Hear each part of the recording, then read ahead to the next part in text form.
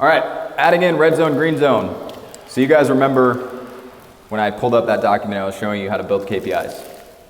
When you're going over that performance review with them and they bring you their team and they say, Aaron, Justin, Bob, Sally, Joe, whatever, these three are in green zone, this person's in yellow zone, this person's in red zone, that's how you're gonna cover that meeting.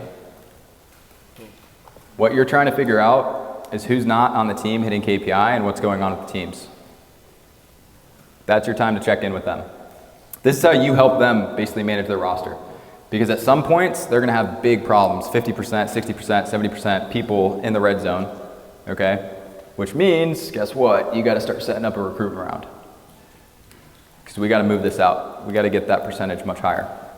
So when you create your average KPIs, when you create what you wanna see, that's gonna be your, obviously, yellow zone. This is average, this is within expected KPI. Okay, you're gonna take 20%, increase it. This is green zone, and then red zone, okay? And if you build the doc, like we showed you, and we're gonna send to you guys, the green zone, obviously, faster path to promotion, higher income, obviously. Same with the low. So if somebody comes to you and says, hey, I'm not making the money I really wanna make, pull up their KPIs, cool, well, you're in the red zone, so you're actually making exactly what you should make. Very simple. You want to increase your pay? You're doing 60 calls a day, you need to go to 100. Easy. Okay? So this is powerful, simple concept that you can teach anybody on that's not hard to grasp. This is a very simple skill transfer down to your sales leads. The sales leads are not responsible for obviously doing anything with it, but they are responsible for grabbing it and bringing it to you. And guess what? They're going to want to, because if the other team's kicking their ass, they're going to want to figure out what can we do? Who do we need to bring in? And that's where you come in, obviously, to remove that impediment, bring in new reps. Okay? Adding sales leads, KPIs, and compensation. So the sales leads are on a slight override. Does everybody understand what an override is? Okay. An override, very simply put this down real quick. You've got their sales lead, you've got a closer, right? And then let's say you've got 2 setters, right? So your sales lead, who is responsible for bringing you, obviously, the metrics at the end of the month, running the meetings, right? The way that you're able to do that and make sure that they do it and do it at a high level is because they are getting a slight override of all the cash that this pod produces. That's how you align them to be the best captain that they possibly can be, okay? They're the shiny star that everybody's chasing after. So to incentivize them to do that, what you're doing, somebody, I'm not sure who's looking, but to incentivize them, obviously, to do that, you're gonna give them, let's say 2.5% override of this team, okay? Yeah, we good? I think it's a package. Okay, cool.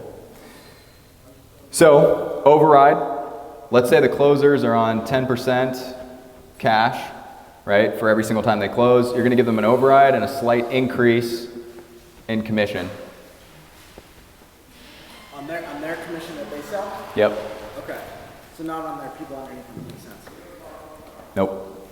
So if they close deals, which they're going to, at least they should be, you've given them a slight increase, and they have an override and responsibility to make sure their team's producing, which obviously gives them incentive and alignment to make sure that their red zone, their green zone, and everything is within, obviously, what they want to see. If they have a bunch of people in the red zone, they're going to be all over you trying to figure that out.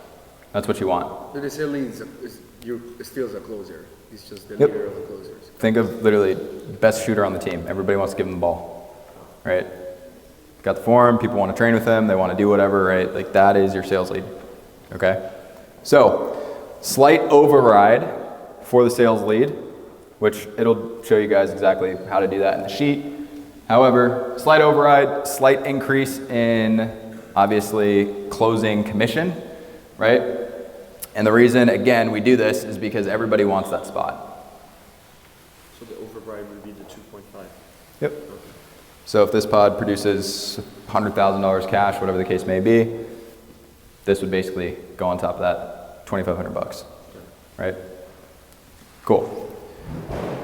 Now, 2.5 and then 12.5, right? So if, for example, your closer's commission was 10%, right? If they take the sales lead slot, they'd obviously go up to standard commission 12.5%, and then they'd get this slight override of their team. These aren't exact numbers, these are similar numbers to what we used to run.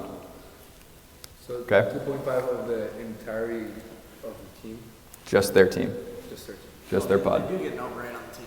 Yep, Okay, and they get an increase in their own commission? correct. Okay. And Aaron, you said that it changed to like closers should do like the sales leaders, like how often can that happen?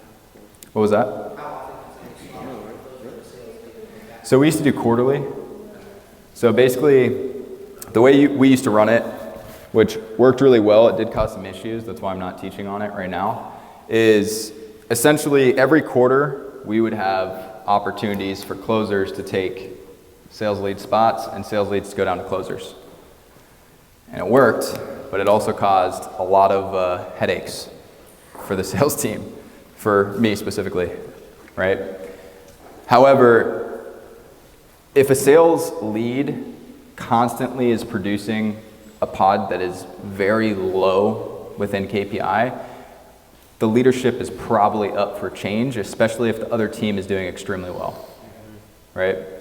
So there's two scenarios. One, this guy doesn't care at all. It does not give a shit about anybody else on the team. He just wants to obviously get this number and this number, right? Which you're gonna find out right away, right? Or they're just not fit to be running meetings and doing stuff along those lines, right?